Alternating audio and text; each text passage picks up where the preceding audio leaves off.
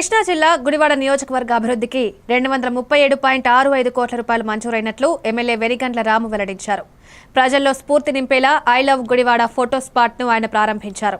అనంతరం ఆయన మాట్లాడుతూ గుడివాడ సమగ్ర అభివృద్ధికి కృషి చేస్తున్నారన్నారు.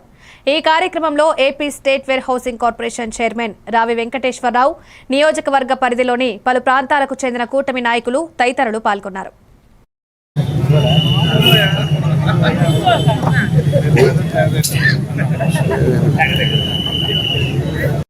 ఒకటి మనం చేసుకుంటూ వెళ్ళిపోతున్నాం.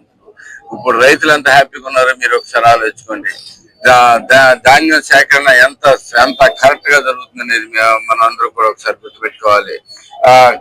ఇవాళ చేస్తే మనకి అంటే ప్రతి విషయంలోనూ రైతులకి ఈ రోజు సప్లై చేసే 24 గంటల లోపే ప్రతి ఒక్కరికి అమౌంట్లు పడిపోవడం అనేది చాలా గొప్ప విషయం అయిపోతుంది. మెరుగుపరిచేట్టుగా మొత్తం కార్యక్రమాలు చేస్తా ఉన్నాం.